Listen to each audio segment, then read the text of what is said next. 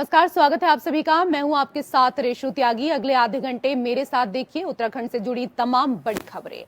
उत्तरकाशी के पुरोला में एक घटना ने पूरे क्षेत्र में शांति व्यवस्था को पूरी तरीके से ध्वस्त कर दिया, जिसके बाद यमुना घाटी में बड़ी संख्या में लोग सड़क पर प्रदर्शन कर रहे हैं। हालांकि पुरोला में अभी हालात शांत हैं, लेकिन पिछले दिनों मुस्लिम समुदाय के ऐसे कई परिवारों ने पुरोला छोड़ दिया है जो सालों से यहां रहकर अपना व्यापार कर रहे थे। इसी घटना को लेकर मुख्यमंत्री पुष्कर सिंह धामी से Indian Muslim for progress and reforms के प्रतिनिधि मंडल ने देहरादून स्थित मुख्यमंत्री आवास में मुलाकात की। इस मुलाकात में IMPAR के अध्यक्ष MJ खान, अजमेर शरीफ और कलियर शरीफ दरगाह के गद्दीनशीन पत्रकार, वकील और सेना से रिटायर्ड बुद्धिजीवी वर्ग के प्रतिनिधिमंडल ने आग्रह किया कि जिस प्रदेश में धार्मिक प्रवृत्ति के लोग हों और जहां धार्मिक दृष्टि से देश और दुनिया के लोग बड़ी संख्या में पहुंचते हैं, वहां इस तरह की घटनाओं की पुनरावृत्ति न हो।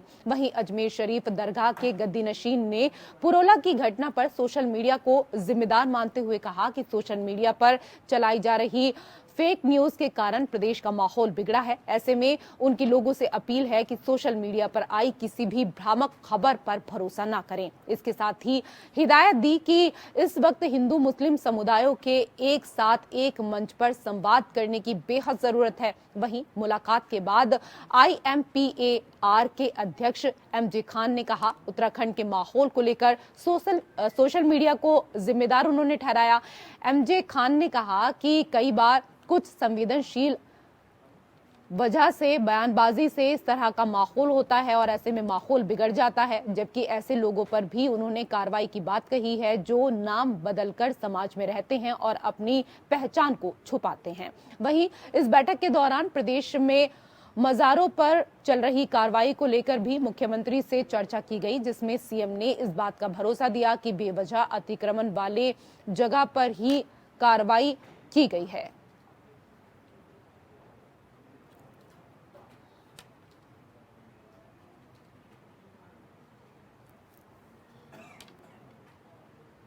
उधर केदारनाथ त्रासदी को 10 साल पूरे हो गए हैं। आंखों से ओझल न होने वाली इस त्रासदी से केदारनाथ धाम को काफी नुकसान पहुंचा था, लेकिन प्रधानमंत्री नरेंद्र मोदी की सीधी मॉनिटरिंग के चलते 10 साल के भीतर केदारनाथ का काम पूरा कर लिया गया है। मौजूदा समय में केदारनाथ धाम के भव्य रूप की जानकारी देते हुए CM धामी का कहना है कि केदारनाथ धाम पुनर्निर्माण का कार्य बेहद चुनौतीपूर्ण था। बावजूद इसके केंद्र और राज्य सरकार ने मिलकर इसको पूरा कराया है। वहीं केदारनाथ धाम के कार्य पर साधु संत भी प्रधानमंत्री नरेंद्र मोदी और मुख्यमंत्री पुष्कर सिंह धामी के कार्यों की तारीफ कर रहे हैं। संतों का कहना है कि केदारनाथ जैसी विषम परिस्थितियों वाले स्थानों को 10 वर्षों की अवधि में पुनर्स्थापित करना एक बड़ी उपलब्धि है। ये सब प्रधानमंत्री मोदी जी के निजी प्रयासों और मुख्यमंत्री पुष्कर सिंह धामी की कार्यकुशलता के चलते ही संभव हो सका है।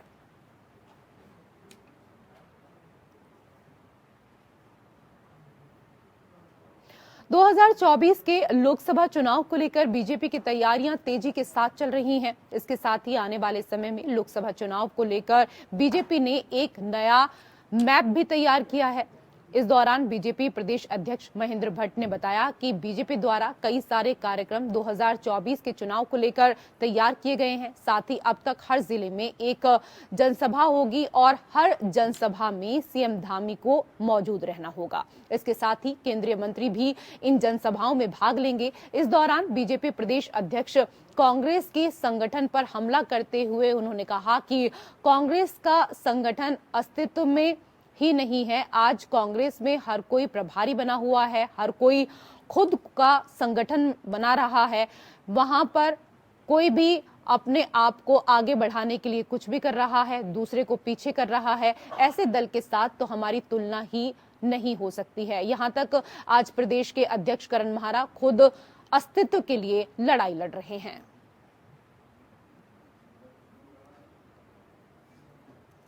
दो चरण हमारे पूर्ण हो चुके हैं। पहले चरण में हमारा चौथे स्तंभ के साथ अपना संवाद था। द्वितीय चरणों में हमने अपने सारे विधायकों की प्रयास और वरिष्ठ कार्यकर्ताओं से संवाद, वो कार्यक्रम हमारे सभी जनपदों में हुए। विधानसभा स्तर पर लाभार्थी के जो हमारे कार्यक्रम हमारे चल रहे हैं, और उस सब कार्यक्रमों के बाद अब हमारी बड़ी जनसभाएं प्रत्येक लोकसभाओं के अंदर होंगी। हम आज सायंकाल तक प्रत्येक लोकसभा की सभा की तिथि हम घोषित कर देंगे। उसके लिए किस मंत्री को, किस कार्यकर्ता को कौन सा दायित्व दिया गया है, उसकी जानकारी भी हम आप तक पहुंचा देंगे। उधर देहरादून में कांग्रेस अध्यक्ष करण माहरा ने बीजेपी अध्यक्ष महेंद्र भट्ट पर हमला बोला है। इस दौरान कांग्रेस अध्यक्ष ने कहा कि बड़े ही हल्के व्यक्ति हैं महेंद्र भट्ट, उनके बयानों में कोई ग्रेविटी ही नहीं होती है। उन्होंने कहा कि बीजेपी प्रदेश अध्यक्ष के बयान ऐसे लगते हैं जैसे किसी कॉलेज में कोई चुनाव हो रहा हो, लगता ही नहीं कि बीजेपी का अध्यक्ष बोल रहा है। बहुत ही हल्के व्यक्ति हैं बीजेपी के प्रदेश अध्यक्ष, कोई ग्रेविटी नहीं है। वो ये नहीं समझते कि वो सरकार जिस पार्टी के उसके अध्यक्ष हैं, आवाम की सुरक्षा करना पहली उनकी जिम्मेदारी है, और लोगों में भय का वातावरण पैदा ना हो, ये जिम्मेदारी उनकी भी है सरकार के साथ साथ। जिस तरीके के वो हल्के बयान देते हैं, कभी कभी ऐसा लगता है कि भारतीय जनता पार्टी ने कैसे कैसे अध्यक्ष हमने देखे हैं जिन लोगों के बयानों में गंभीरता दिखती थी, लेकिन इनके बयानों से ऐसा लगता है कि एक लड़कपन का कोई व्यक्ति जो कॉलेज के इलेक्शनों में लड़ रहा हो या इस तरीके का हो, उस तरीके के बयानात वो देते हैं। उनको लोकतंत्र की रक्षा को ध्यान में रखना चाहिए, उनको कानून को ध्यान में रखना चाहिए।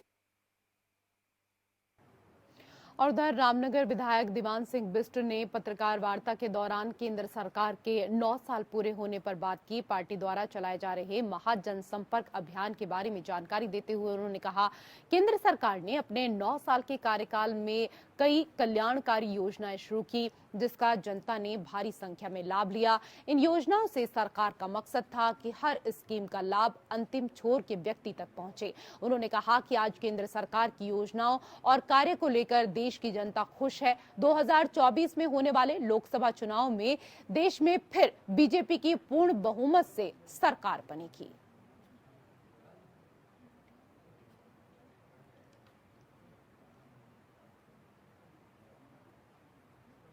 उत्तराखंड हाईकोर्ट द्वारा स्वच्छता को लेकर दिए गए निर्देश के क्रम में आज रामनगर में एक जागरूकता रैली का आयोजन किया गया। यह रैली नगर पालिका प्रशासन द्वारा निकाली गई, जिसका शुभारंभ नगर पालिका अध्यक्ष हाजी मोहम्मद अकरम ने किया। इस दौरान क्षेत्र के सभी लोगों से स्वच्छता के प्रति जागरूक होने की अपील करते हुए उन्होंने कहा कि लोग कूड़ा खुले में और सड़कों पर न डालें और कूड़े को पालिका द्वारा संचालित वाहनों में ही डालें। पालिका अध्यक्ष ने बताया कि इस अभियान का समापन रविवार को रामनगर स्थित न्यायालय परिसर में किया जाएगा, जहां विशेष सफाई अभियान चलाया जाएगा। उन्होंने इस अभियान में क्षेत्र के लोगों से भारी संख्या में पहुंचने की अपील की है।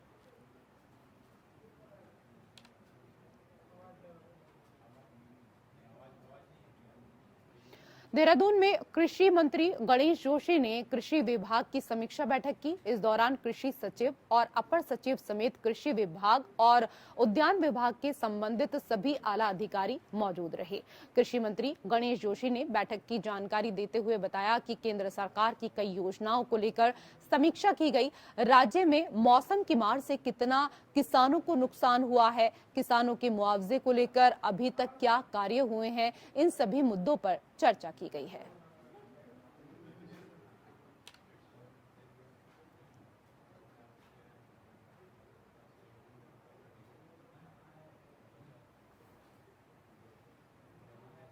प्रदेश में शुरू हुई चारधाम यात्रा लगातार सुचारू रूप से चल रही है। अब तक चारों धामों में लाखों की संख्या में श्रद्धालु दर्शन कर चुके हैं। वहीं चारधाम यात्रा को लेकर पर्यटन मंत्री सतपाल महाराज ने बताया कि चारधाम यात्रा बहुत अच्छे तरीके से चल रही है और हर दिन बड़ी संख्या में श्रद्धालु चारों धामों के दर्शन करने के लिए पहुंच रहे हैं। हालांकि चक्रवाती तूफान की वजह से थोड़ी सी यात्रा प्रभावित हुई है, लेकिन यात्रा सुचारू रूप से चल रही है। चारधाम यात्रा हमारी सुचारू रूप से चल रही है। यमुनोत्री के अंदर 4,46,453 यात्री पहुंच चुके हैं। गंगोत्री में 5,07,851, केदारनाथ में 9,58,841, बद्रीनाथ में 8,21,804, हेमकुंड साहब में 72,850 ये कुल मिलाकर के 28,07,799 यात्री पहुंच चुके हैं और यात्रा हमारी चल रही है। थोड़ा जो हमारा ये चक्रवात आया हुआ है, इससे भी थोड़ा मौसम बिगड़ने की संभावना है, तो हमने लोगों से कहा है कि मौसम की मेट्रोलॉजिकल रिपोर्ट जो फोरकास्ट है उसको ध्यान में रख करके ही यात्रा जो है अपनी करें और भगवान बद्री विशाल, भगवान केदारनाथ जी सबकी मनोवांछित कामना पूरी करें, यही हमारा आग्रह है। कहते हैं कि मन में अगर कुछ करने की चाहत हो तो मंजिल मिल ही जाती है। ऐसा ही करके दिखाया है दिनेशपुर की मानविका मंडल ने। मानविका ने कड़ी मेहनत कर नीट की परीक्षा पास की है। इस परीक्षा में 720 में से 623 अंक के साथ मानविका ने अपना स्थान हासिल किया।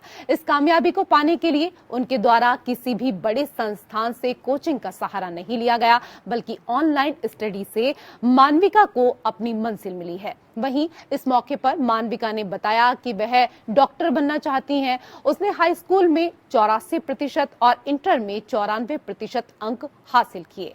अपने स्कूल में टॉप किया था। माता पिता शिक्षित होने के बाद भी बेरोजगार हैं, लेकिन वो जानते हैं कि पढ़ाई का क्या कुछ महत्व होता है। मानविका के अनुसार उनके पिता ने कपड़े की फेरी लगाकर मानविका और उसके भाई को एक अच्छे स्कूल में दाखिला दिलाया। बच्चों की पढ़ाई में कोई परेशानी नहीं आने दी। वहीं इस मौके पर अच्छे नंबरों से नीट की परीक्षा पास करने वाली मानविका ने अपनी सफलता का श्रेय परिजनों और शिक्षकों को दिया।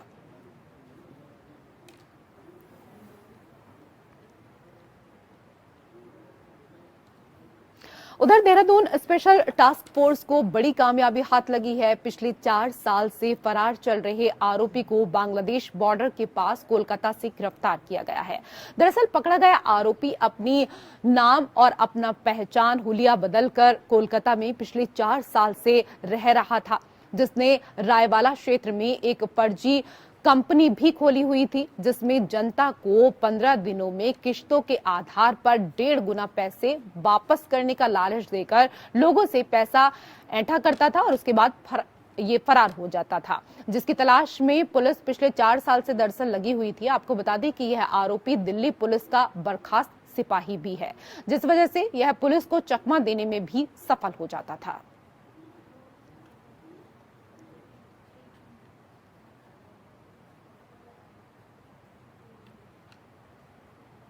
देहरादून में एसटीएफ को एक बड़ी कामयाबी मिली है। एसटीएफ की टीम ने 300 ग्राम स्मैक के साथ 2 व्यक्तियों को गिरफ्तार किया है, जिसमें एक व्यक्ति बरेली से स्मैक लाकर यहां के सप्लायर को सप्लाई किया करता था। एसटीएफ एसएसपी आयुष अग्रवाल ने बताया कि ड्रग्स को लेकर देवभूमि में अभियान चलाया जा रहा है। यह अभियान एसटीएफ चला रहा है, जिसके तहत हमें शिकायत मिली थी कि विकासनगर थाना क्षेत्र में बड़े पैमाने पर स्मैक की सप्लाई की जा रही है, जिसके सोर्स बरेली से हैं।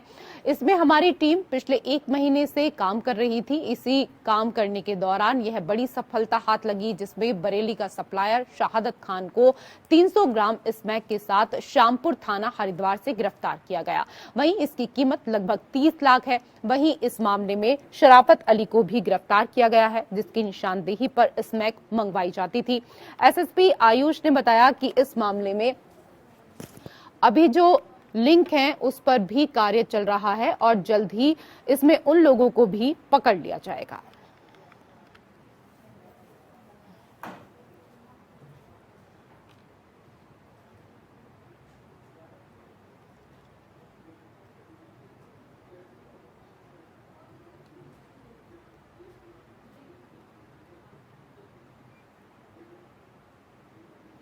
तो एक बड़ी कार्रवाई ये की गई है। एसटीएफ को इस दौरान एक बड़ी कामयाबी मिली और इस पूरे मामले पर एसटीएफ के एसएसपी आयुष अग्रवाल ने जानकारी दी। 300 ग्राम स्मैक के साथ 2 व्यक्तियों की गिरफ्तारी की गई है।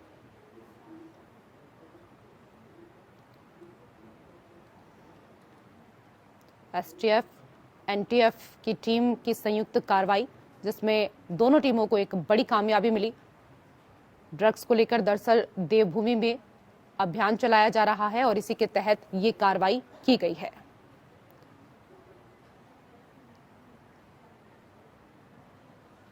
$300 ग्राम स्मैक के साथ इस दौरान 2 व्यक्तियों की गिरफ्तारी की गई है खबरों में आगे बढ़ेंगे। बिहार से राज्यसभा सांसद विवेक ठाकुर ने पौड़ी पहुंचकर बीजेपी कार्यकर्ताओं और पदाधिकारियों के साथ बैठक की।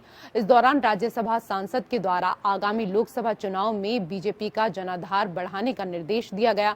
विवेक ठाकुर ने बताया कि गढ़वाल संसदीय सीट के साथ ही उत्तराखंड की 3 सीटों के लिए बीजेपी कार्यकर्ताओं को एकजुट कर जनाधार बढ़वाने की जिम्मेदारी सौंपी गई है, जिसको लेकर वो पार्टी के बूथ लेवल तक बीजेपी का परचम लहराने के लिए एकजुट कर रहे हैं। बिहार से राज्यसभा सांसद विवेक ठाकुर ने 2000 के नोट चलन से बाहर होने पर कहा, 2000 के नोट चलन से बाहर होने से जमाखोर घबराए हुए हैं, जिनके यहां ईडी की रेड लगातार पड़ रही है, जिससे विपक्ष जमकर शोर मचा रहा है। मुख्यमंत्री नीतीश कुमार को जनता नकार चुकी है। लोग केवल समय समाप्त होने का इंतजार कर रहे हैं ताकि चुनाव के समय पर जनता अपने मत का सही प्रयोग कर सके। जनता पार्टी चुनाव के लिए निरंतर तैयार रहती है, क्योंकि हम संगठन आधारित पार्टी हैं और संगठन का काम हमारा निरंतर चलते रहता है। भारतीय जनता पार्टी के कार्यकर्ता कोई चुनाव आयोग की तिथि देख के तैयारी नहीं करते, इसलिए हमारी तैयारी हमेशा रहती है। और जहाँ तक 2024 का लोकसभा चुनाव है, तो कार्यकर्ता कमर कस के देश भर में लगे हुए हैं और वो तभी थमेंगे, तभी रुकेंगे जब पूर्व के प्रचंड बहुमत से भी हम आगे की टैली पर हम आएंगे 2024 में, तभी जाके उसके बाद जो है हमारे कार्यकर्ता रुकेंगे। उत्तराखंड की खबरों में मेरे साथ फिलहाल इतना ही। नमस्कार।